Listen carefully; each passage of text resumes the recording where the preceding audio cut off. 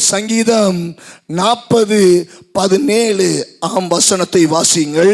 நான் சிறுமையும் எளிமையுமானவன், கர்த்தரோ என்மேல் நினைவாயிருக்கிறார். ஆமென். நான் சிறுமையும் எளிமையும் ஆனவன். ஆமென். தேவனுடைய பிள்ளைகளே, வேதத்தில் சொல்லப்பட்டிருக்கிறது, நான் சிறுமையும் எளிமையுமானவன், கர்த்தரோ என்மேல் என்னவாயிருக்கிறார்? நினைவாயிருக்கிறார். அடுத்து வாசியுங்கள். தேவரீர் என் துணையும் என்னை விடுவிக்கிறவருமாய் இருக்கிறீர், என் தேவனே தாமதியாயே. சிறுமையை குறித்து சொல்லப்படுகிறது. நாம் அநேக விதங்களில் சிறுமைப்படுகிறவர்களாயிருக்கிறோம், நெருக்கப்படுகிறவர்களாயிருக்கிறோம், வேதனைகளுக்குள்ளாய் காணப்படுகிறோம். நம்முடைய வாழ்க்கையில் அநேக மனத்தாங்குதல், மன வேதனைகள், அநேக நெருக்கங்கள் நம்முடைய வாழ்க்கையில் அநேக காரியங்களில் காணப்படுகிறது. வேதம் சொல்லுகிறது, அநேக காரியங்களால நெருக்கப்பட்டாலும் எப்பக்கம் நெருக்கப்பட்டு நான் ஒடுங்கி போவதில்லை. ஆமென், அல்லேலூயா. எந்த பக்கத்திலேயும் நாம் நெருக்கப்பட்டாலும் நாம் ஒடுங்கி போவதில்லை என்று வேதம் சொல்லுகிறது. நெருக்கம் நம்முடைய வாழ்க்கையில அநேக சூழ்நிலைகள்ல கடந்து வருகிறது. நினைக்காத நேரத்தில் நெருக்கம் வருகிறது. சிறுமை நம்முடைய நினைக்காத நேரத்தில் நம்முடைய சிறுமை நம்முடைய வாழ்க்கையில சூழ்ந்து கொள்ளுகிறது. நம்ம நினைக்காத பல காரியங்கள் இல்ல, அநேக மனத்தாங்குதல், மன வேதனைகள் உண்டாகிறவைகளாய் இருக்கிறது. எளிமையுமானவன் தாவீது சொல்லுகிறான், ஆண்டவரே நான் சிறுமையும் எளிமையுமாய் இருக்கிற மனுஷனாய் இருக்கிறேன். ஆனால் அவனுக்கு அங்க சொல்லப்படுகிறது, கர்த்தரோ என் மேல் நினைவாயிருக்கிறார். கர்த்தர் யார் மேல நினைவாயிருக்கிறார் என்றால், அங்க பார்க்கிறோம், சிறுமையும் எளிமையுமாய் இருக்கிறவர்கள் மேல கர்த்தர் நினைவுள்ளவராயிருக்கிறார். ஆமே. என்ன செய்யறாங்க? இந்த வேதனையில எப்படி நடந்து கொள்ளுகிறாங்க? இந்த சிறுமையான சூழ்நிலைகளில் எப்படி தேவ பிள்ளைகள் அவங்க தன்னுடைய காரியங்களை செயல்படுத்துகிறாங்க? இப்படிப்பட்ட நிலவரத்தில், இந்த கஷ்டத்தில் எப்படி என் பிள்ளைகள் வாழுகிறார்கள்? எதை அஸ்திபாரமாய் வைக்கிறாங்க? எதை பிரதான நோக்கமாய் வைக்கிறாங்க? எதை குறித்து பேசுறாங்க? அவங்களுடைய வாழ்க்கையில எது முக்கியம் வாய்ந்ததா இருக்கிறது? எதை முக்கியப்படுத்துகிறார்கள்? மனிதர்களா, இல்ல வேற எதையாவது ஒரு காரியத்தை சாக்கு போக்கு சொல்லுகிறாங்களா? இது மாத்திரம் எனக்கு நல்லா இருந்துச்சுன்னா என் வாழ்க்கை எப்படியோ போயிரும் சொல்லிட்டு எதையோ ஒன்றை சாக்கு போக்காய் சொல்லுகிறார்களா? சிறுமைப்படுத்த விரும்பாமல் இருக்கிறாங்களா என்று தேவன் சிறுமைப்படுத்தப்பட்டவர்களை கர்த்தர் கண்ணோக்கி பார்த்து தேவன் நினைவாயிருக்கிற தேவனாய் இருக்கிறார். ஆமே.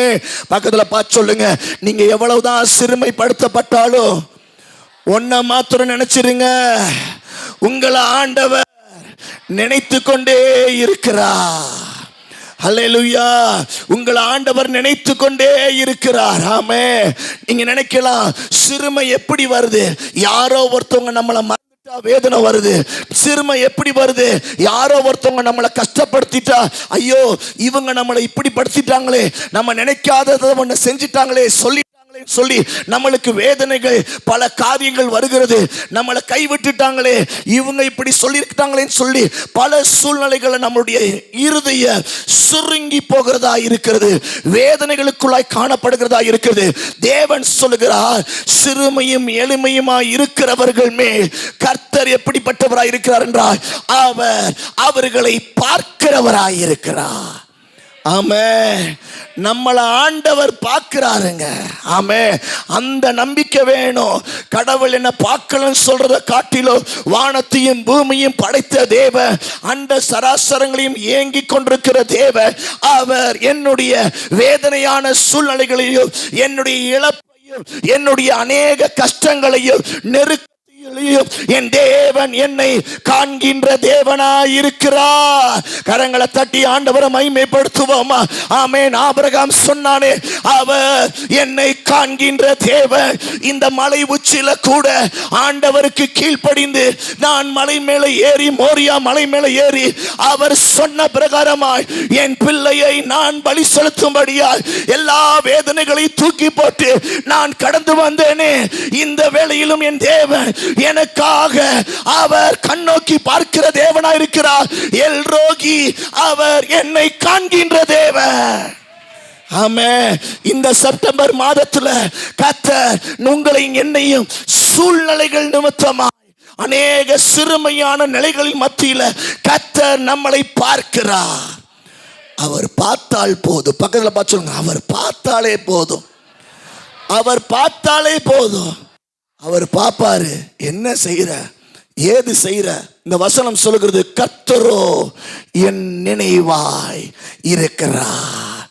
அவர் என் நினைவாய் இருக்கிறார். அப்ப என்ன நினைவா இருக்கிறார்? இந்த வேதனையில், இந்த கஷ்டத்துல நான் என்ன செய்ய போறேன், எப்படி பண்ண போறேன், எதை முக்கியத்துவப்படுத்த போகிறேன், இல்ல ஆண்டவரேன்னு சொல்லி நான் கடக்க போறேனா, ஆண்டவரே என்று சொல்லி இருக்க போறேனா, இல்ல வேற எதையாவது மேல் நம்பிக்கையா இருக்க போறேனா என்று சொல்லி தேவன் என்னை பார்க்கிறவராய் இருக்கிறார். ஆமென். கர்த்தர் மேல் நம்பிக்கையா இருக்கிற மனுஷன், ஆமென், ஹல்லேலூயா, கர்த்தரை தேடுகிறவர்களுக்கோ ஒரு நன்மையும் குறைவு படாது. சிறுமையை மாற்றி காட்டுகிற தேவன், சிறுமையை சரி காட்டுகிற தேவன், சரிப்படுத்தி கொடுக்கிற தேவன், சிறுமையின் மூலமாய் நம்மளுக்கு வர வேண்டிய பலனை தேவன் தடையில்லாமல் நன்மையை காண வைக்கிறவராய் இருக்கிறார். சிறுமையை நிறைய பேர் விரும்ப மாட்டோம். நம்மள சில இடத்துல நம்ம கீழே இறங்கப்பட்டாலும், தேவ பிள்ளையே நீ தாள தாள தாள கர்த்தர் உன்னை உயர்த்தணும் சொல்லி அநேக காரியங்களை கர்த்தர் பார்த்து கொண்டிருக்கிறவராய் இருக்கிறார். ஆமென். உன்னை மனுஷர்கள் இறக்கி இறக்க இறக்க இந்த பக்கம் தேவன் இவனை எப்படிடா உயர்த்துறது என்று சொல்லி தேவன் ஒரு பக்கமாய், தேவன் இன்னொரு காரியத்தை உனக்கு சூழ்நிலைகளையும் சந்தர்ப்பங்களையும் கொடுக்கிற நல்ல ஒரு தேவன் தான். இந்த நாட்கள்ல கர்த்தர் சொல்லுகிறார், நான் உன்னை காண்கின்ற தேவனாய் இருக்கிறேன். கரங்களை தட்டி அந்த தேவாதி தேவனுக்கு ஒரு மகிமையை செலுத்துவோமா?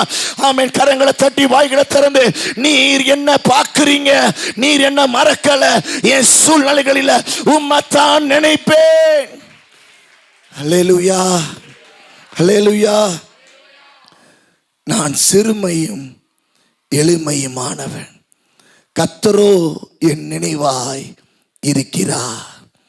தேவரீர் என் துணையும் என்னை விடுவிக்கிறவருமாய் இருக்கிறீர். ஆமென்.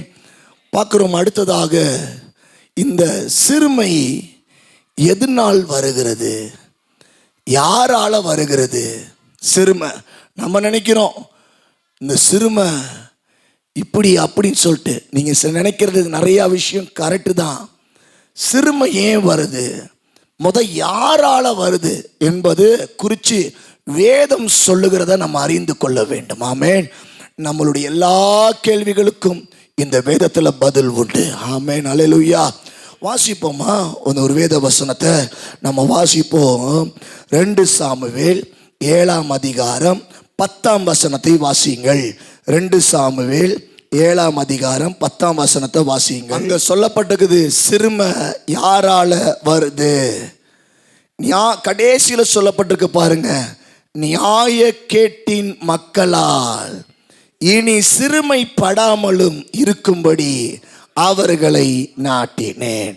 அப்ப சிறுமை யாரால வருது, சிறுமை யாரால வருதுன்னு சொல்லி இந்த கேள்வியோடு இந்த வசனத்தை நம்ம பார்த்தோம்னா, சிறுமை யாரால வருது என்றால் நியாயக்கேட்டின் மக்களால வருது. நியாயக்கேட்டின் மக்களால. நியாயக்கேட்டின் மக்கள் என்றால் நியாயமே இல்லாத. அப்ப இந்த சிறுமை எதனால வருது? நம்மளுக்கு சிலருடைய நியாயக்கேட்டினால நம்மளுக்கு சிறுமை வருது.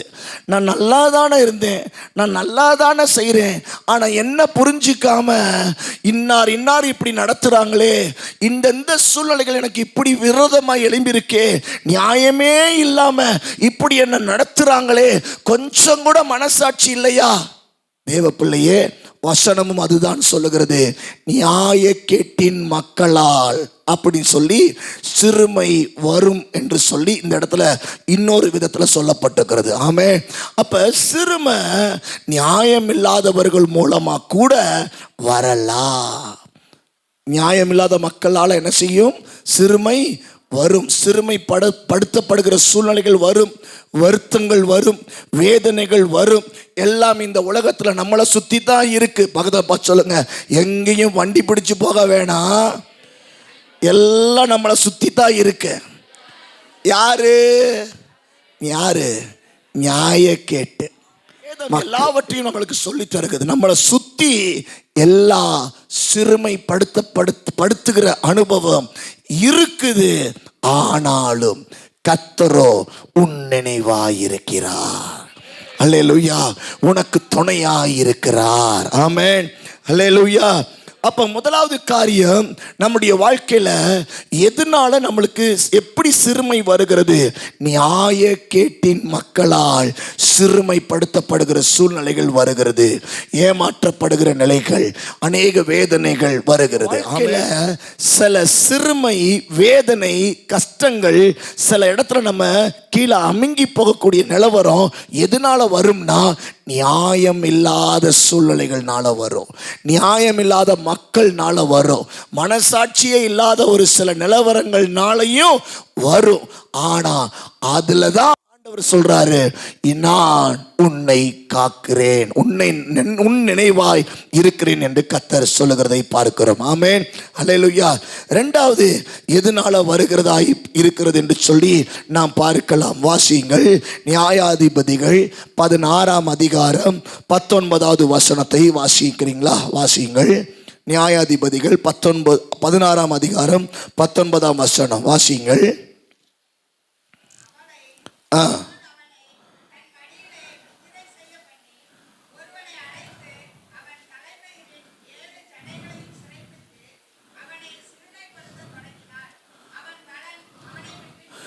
சிம்சோனை குறித்து இங்க பார்க்கிறோம். சிம்சோனுடைய பிறப்பிலே ஆண்டவர் சொல்லிட்டாரு, நீ வேறு பிரிக்கப்பட்டவன், பிரதிஷ்டையோடு இவன் வளர்க்கப்பட வேண்டும், இவனுடைய தலைமுடி கத்தரிக்கப்படக்கூடாது, வெட்டப்படக்கூடாது என்று சொல்லி அநேக காரியங்களை ஒரு பிரதிஷ்டையோடு அவனை தேவன் இந்த உலகத்தில் ஜனிப்பித்தார். ஆனால் இவனோ என்ன செய்தான்? வேசிகளை தேடி போனதை வேதம் சொல்லுகிறது. இவன் எதை தேடி போனானா? இவன் வேசிகளை என்ன செய்தான்? தேடி போகிறவை காணப்படும். 16ஆம் அதிகாரம் 1 வசனம் வாசிங்க. பின்பு சிம்சோன் காசாவுக்கு போய் அங்கே ஒரு வேசியை கண்டு அவளிடத்தில் போனார். பார்க்கிறோம் தேவனுடைய பிள்ளைகளே, சிம்சோன் இவன் பிரதிஷ்டை பண்ணப்பட்டவன். இவன் சிறுமைப்படுத்தப்படுவதற்கு இவனுடைய வாழ்க்கையிலும் சிறுமை வந்தது. இவனுடைய கண்கள் பிடுங்கப்பட்டது, தலைமுடி மொட்டையடிக்கப்பட்டது, இவனை விலங்கில் இட்டார்கள், இவனை கொண்டு போய் கண்ணல்ல இவனுடைய கண்ணெல்லாம் பிடுங்கினதை நாம் பார்க்கிறோம். இப்படி அவனை சிறுமைப்படுத்தப்பட்டதான சூழ்நிலைகள் இவனுடைய வாழ்க்கையில நடந்ததற்கு காரணம் இவனாகவே தனக்கு தானாகவே சிறுமையை தேடிக்கொள்ளுகிறான், வர வைத்துக் கொள்ளுகிறவனாய் காணப்படுகிறான். ஆமென். அல்லேலூயா. கீழ்ப்படிதல் இல்லாத ஒரு நிலை, தனக்கு இஷ்டமாய் தான் விரும்புகிற ஒரு சுய இச்சையினால எனக்கு இது நடந்தே ஆக வேண்டும் என்கிற ஒரு பிடிவாத குணம், என்கிற ஒரு மூர்க்க குணம், என்கிற ஒரு மோசமான ஒரு தன்மை அவனுக்குள்ளாய் இருந்ததனுடைய விளைவு அவனுடைய வாழ்க்கையில இழப்பு, சிறுமையாய் காணப்பட்டதை பார்க்கிறோம். ஆமென். அப்ப முதலாவது பார்த்தோம், சிறுமை எதனால வருதுன்னா, நியாய கேட்டின் பிள்ளைகளால், மக்களால் வருகிறது. இரண்டாவது பார்க்கிறோம், சிறுமை எதனால வருகிறது என்றால், நம்மளாகவே ஆசைப்படுகிறது நிமித்தமாய், நம்மளாகவே கீழ்ப்படியாமல் இருக்கிறதனுடைய விளைவுகளாக அநேக இச்சைகளினால, ஆசைகளினால கணை செய்யப்படுகிறது. நம்மளுடைய சுய தீர்மானம், தான் என்ற வரட்டு கௌரவம், அப்படிப்பட்ட நிலைகளினால சிறுமை நம்மளுடைய வாழ்க்கையில கடந்து வருகிறதா இருக்கிறது. ஆமென். அல்லேலூயா. அல்லேலூயா. மூன்றாவதாய், தேவனே சில வேளையில சிறுமையை அனுமதிக்கிறார். தேவனே சிலருடைய வாழ்க்கையில சிறுமையை கர்த்தர் அனுமதிக்கிறார். தேவனே சிலருடைய வாழ்க்கையில சிறுமையை கர்த்தரே கொடுக்கிறார். எதற்கென்றால் அவர்கள் அந்த சிறுமையின் மூலமாய் உருவாக்கப்பட, அழிவதற்காய் அல்ல, உருவாக்கப்பட, தான் யார், என்னுடைய நிலை என்ன, என்னுடைய சுய காரியம் என்ன, என்னுடைய சுய பலன் என்ன, நான் எதை சார்ந்தவனாயிருக்கிறேன், என்னுடைய வளர்ச்சி எது, நான் எப்படிப்பட்ட காரியத்தை சார்ந்திருக்கிறேன் என்று சொல்லி தான் தன்னுடைய சிறுமையில மூலமாய் அநேக காரியங்களை, தேவ காரியங்களை அறிந்து கொள்வதற்காய், கர்த்தர் நான் யார் என்பதை காட்டுவதற்காய் சிலருடைய வாழ்க்கையில கர்த்தர் சிறுமையை அனுமதிக்கிறதை பார்க்கிறோம். ஆமென். 3 நிலைகளில சிறுமை கடந்து வருகிறதா இருக்கிறது. ஒன்று நியாயக்கேட்டின் மக்களால. 2வது நாம் பார்க்கிறோம், நம்முடைய வாழ்க்கையில நாமவே எடுக்கக்கூடியதான தீமையான கீழ்ப்படுதல் இல்லாத ஒரு சுயத்தினால் ஏற்படுகிறதான காணப்படுகிற முடிவுகள் நிமித்தமாய் என்ன செய்கிறது, சிறுமை கடந்து வருகிறது. சுய ஆசையினால சிறுமை கடந்து வருகிறது. 3வதாய் பார்க்கிறோம், சிறுமை எதனால வருகிறது என்றால் தேவனே நம்மளுக்கு சிறுமையை கொடுக்கிறார். அது எதற்காக? நான் அழிவதற்காய் அல்ல, நான் கெட்டுப்போவதற்காய் அல்ல. கர்த்தர் என்னை உருவாக்கி என்னை புடமிட்டு சுத்த பொன்னாய் மாறுவதற்கு, தேவன் என்னை உயர்ந்த ரகமாய் மாற்றுவதற்காக, நான் யார் என்று என்னை புரிவதற்காக, எனக்குள்ளாக கர்த்தர் வைத்திருக்கிற எது என்பதை அறிந்து கொள்வதற்காக தேவன் எனக்குள்ளாய் சில காரியத்தை அனுமதிக்கிறதை பார்க்கிறோம். ஆமென். மொத்தத்தில் ஆண்டவர் இந்த 3 நிலைகளையும் பாதிக்கப்பட்டு இன்றைக்கு அந்த சிறுமைப்படுத்தப்பட்ட நிலைகளோடு இன்றைக்கு இந்த திருச்சபையில் இந்த ஆராதனையில் பங்கு பெறுவீர்கள் என்றால், இந்த வார்த்தையை கேட்டுக்கொண்டிருக்கிற தேவ பிள்ளையே, கர்த்தர் உங்களுக்கும் எனக்கும் தான் கர்த்தர் சொல்லுகிறார், கர்த்தரோ உன் நினைவாயிருக்கிறார், கர்த்தரோ உனக்கு துணையாயிருக்கிறார். ஹல்லேலூயா. சிறுமையில கர்த்தர் துணை நிச்சயம் கிடைக்கும். சிறுமையில கர்த்தருடைய நினைவு கட்டாயம் காணப்படும். ஆமென். இரத்த பலிகளை குறித்து அவர் விசாரணை செய்யும் போது அவைகளை நினைக்கிறார், சிறுமைப்பட்டவர்களுடைய கூப்பிடுதலை மறவார். ஆமென். ஹல்லேலூயா. இரத்த பலிகளை குறித்து அவர் விசாரணை செய்யும் போது அவைகளை நினைக்கிறார், சிறுமைப்பட்டவர்களுடைய கூப்பிடுதலை கர்த்தர் என்ன செய்கிறார்? மறவார். தேவன் சிறுமைப்பட்டவர்களுடைய கூப்பிடுதலை ஆண்டவர் மறக்கிறதில்லை. ஆமென். அப்படின்னா இந்த 3 விதமான நிலைகளில் யாரெல்லாம் சிறுமையோடு, வேதனையோடு, நெருக்கத்தோடு, மன கஷ்டத்தோடு, அநேக தாழ்மைக்குட்பட்டவர்களாக இருக்கிறீங்களோ, இந்த இடத்துல தேவன் சொல்லுகிறார், நீ கூப்பிடுகிற பட்சத்துல கர்த்தர் உன்னுடைய கூப்பிடுதலை மறக்காமல் செவி கொடுக்கிற தேவனாயிருக்கிறார். ஆமென். அப்ப சிறுமைப்பட்டுக்கிட்டே போகிறது நம்முடைய வாழ்க்கை அல்ல, சிறுமையில் நம்முடைய வாழ்க்கையை கழிப்பதில்லை. தேவ பிள்ளையே, சிறுமைப்படுத்தப்பட்ட சூழ்நிலையில் கர்த்தரை நோக்கி கூப்பிடுகிற பிள்ளையாய் மாற வேண்டும். ஆமென். கர்த்தரை நோக்கி என்ன செய்யணுமா? கூப்பிடணும். அதுதான் முக்கியம். நம்மளுக்கு ஒரு கஷ்டம் வந்துச்சுன்னா கர்த்தரை நோக்கி கூப்பிடுகிறவர்களாக இருக்கணும். நம்ம என்ன செய்யறோம்? வேற யாரையாவது கூப்பிடலாமா, யாருக்காவது நம்ம சரியான நபர்கிட்ட பேசலாமா அப்படின்னு சொல்லி நம்ம நினைப்போம். தேவ பிள்ளையே, பேசுங்க, தப்பு இல்லை. ஆனா தேவனுக்கு முதலாவது தெரியப்படுத்துங்கள். ஆமென். தேவனுக்கு முதலாவது தெரியப்படுத்துங்கள். கர்த்தர் நிச்சயமாய் கூப்பிடுதலின் சத்தத்தை செவி கொடுப்பார். ஆமென். மனுஷனுடைய தயவை காண வைக்க வேண்டும் என்றால், நீங்க கூப்பிடுகிற காரியத்தை, உங்களுக்கு தெரிஞ்ச காரியத்தை நீங்க செய்யறது சக்சஸ் ஆக வேண்டும் என்றால், முதலாவது அந்த காரியத்துக்கு நேராய் போகாம கர்த்தரை நோக்கி கூப்பிடுகிறவர்களாய் காணப்பட வேண்டும். ஆமென். அல்லேலூயா. காலையில எழும்பின உடனே இல்ல, உங்க நினைவு எப்போ வருதோ அந்த நாள் செய்ய போகிற எல்லா காரியத்தையும் கர்த்தரிடத்துல சொல்லிருங்க. ஆமென். மளிகை ஜாமான் வாங்க போகிறேன், ரேஷன் கடைக்கு போக போகிறேன், என் பிள்ளைகிட்ட இதை கேட்க போகிறேன், என் வீட்டுக்கார்ட்ட இதை பேச போகிறேன், இந்த காசை எடுத்துகிட்டு நான் பேங்குக்கு போகிறேன், இந்த காசை எடுத்து நான் செலவு பண்ண போகிறேன், எல்லாத்தையும் சொல்லி பாருங்க. கர்த்தர் உங்கள் கூட இருந்து எல்லாவற்றையும் நேர்த்தியாய் நடத்துவார். ஆமென். இந்த பழக்கம் தேவ பிள்ளைகளுக்கு வேண்டும். இந்த பழக்கம் தேவ பிள்ளைகளுக்கு வேண்டும். அடுத்து சங்கீதம் 72:4 வசனத்தை வாசியுங்கள். சங்கீதம் 72:4 வசனத்தை வாசிங்க. சங்கீதம் 72:4. ஜனத்தில் சிறுமைப்படுகிறவர்களை அவர் நியாயம் விசாரித்து ஏழையின் பிள்ளைகளை ரட்சித்து இடுக்கண் செய்கிறவனை நொறுக்குவார். ஆமென். இந்த வசனமெல்லாம் வாசித்து அப்படியே போயிடக்கூடாது.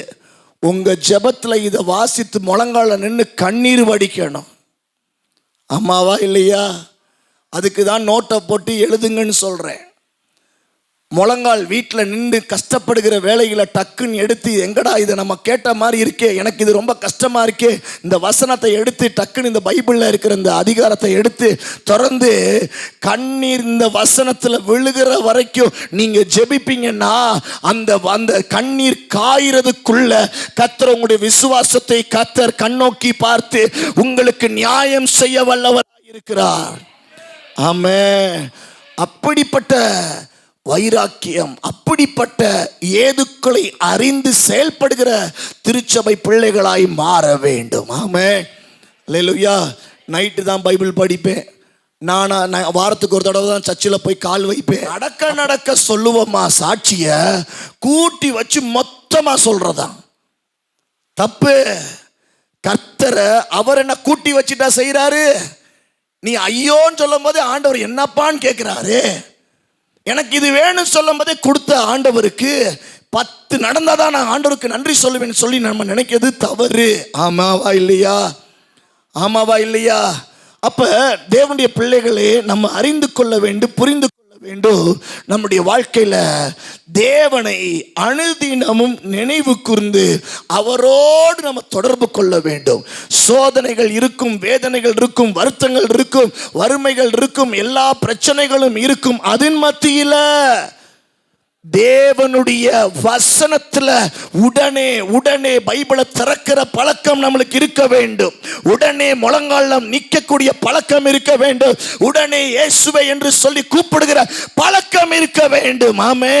இந்த வாரம் சர்ச்சுக்கு போய் பாஸ்டர்ட்ட சொல்லிட்டு உபவாசம் இருக்கான்னு நினைக்கிறேன். இல்ல, உனக்குள்ளாக பிரச்சனை எழும்பும் போது நீ சிறுமைப்படுத்தப்பட்டு எந்த இடத்துல ஒடுக்கப்பட்டாயோ அந்த இடத்துல நீ முழங்கால நில்லு, கண்ணீர் வடி, வசனத்தை, இந்த வசனங்களை வாசித்து கண்ணீர் வடி. கர்த்தரோ உன் நினைவாய் இருக்கிறவர், நான் இருக்கிறேன், உனக்கு துணையாய் இருக்கிறேன் என்பதை தேவன் காட்டுவார். தேவனுடைய பிள்ளைகளே, நம்ம அதை செய்யறதில்லை. உடனே பைபிளை திறந்து கண்ணீர் வடிச்சு ஆளணும். அந்த வசனத்தை 10 தடவை வாசிக்கணும். 10 தடவை வாசிக்கும் போது அதிலிருந்து ஒரு விடை, அதிலிருந்து ஒரு சுகந்த வாசனை, அதிலிருந்து ஒரு தேவனுடைய தெய்வீக ஆவி எழும்பி உன்னுடைய சிறுமைக்குள்ளாய் வாசம் பண்ணும். தேவ பிள்ளையே, நம்புறீங்களா? கையை தட்டலாமே.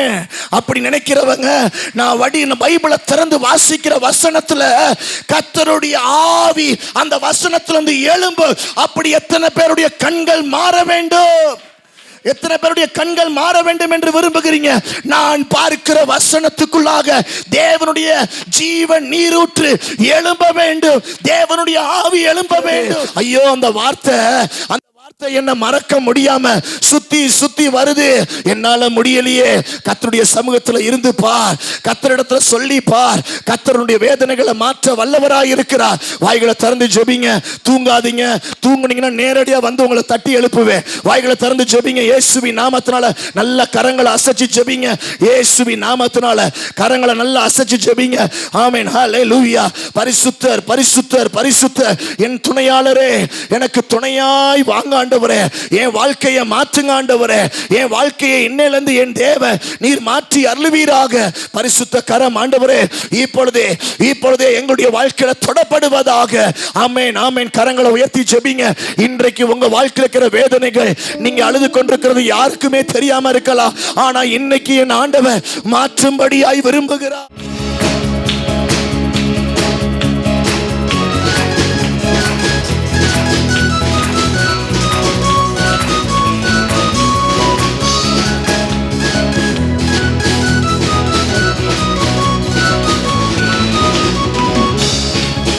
என்னை நடத்திடும் தேவன் என்னோடு இருக்க பயமே எனக்கில்லையே.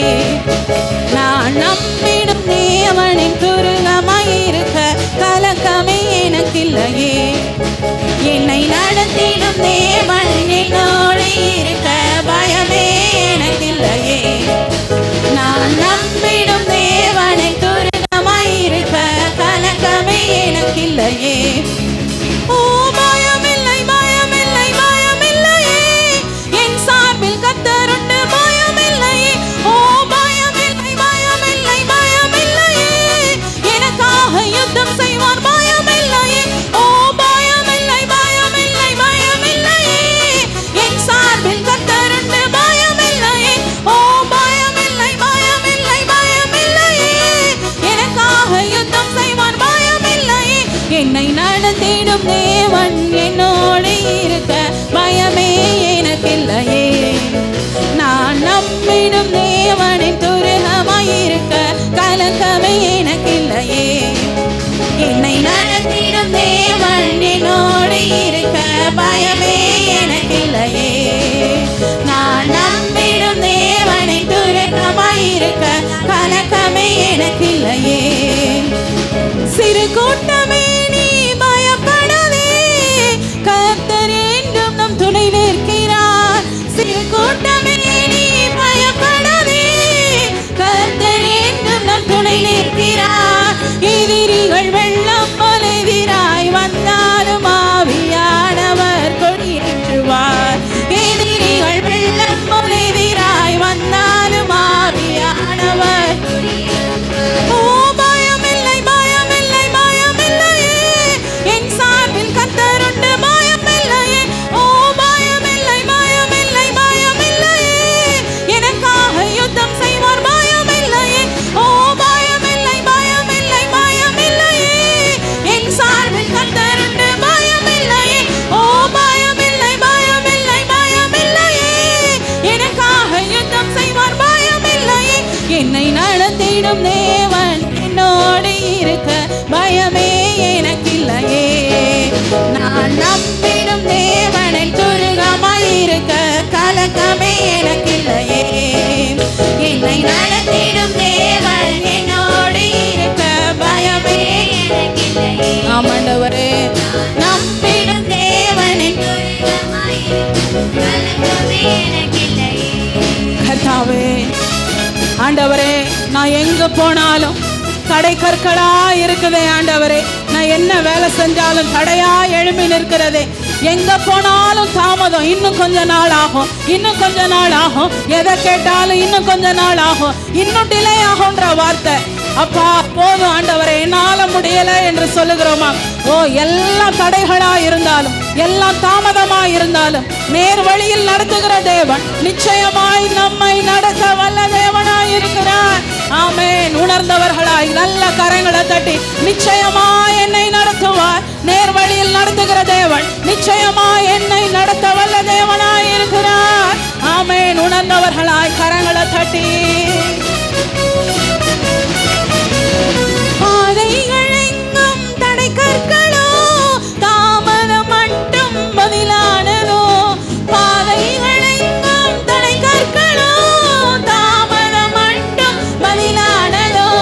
நீர்வழியாய் நம்மை நடத்திடும் தேவன் நிச்சயம் நடத்துவார் பயமில்லையே. நீர்வழியாய் நம்மை நடத்திடும் தேவன் நிச்சயம் நடத்துவார் பயமில்லையே. ஓ பயமில்லை பயமில்லை பயமில்லையே, என் சார்பில் கர்த்தருண்டு பயமில்லையே. ஓ பயமில்லை பயமில்லை பயமில்லையே, எனக்காக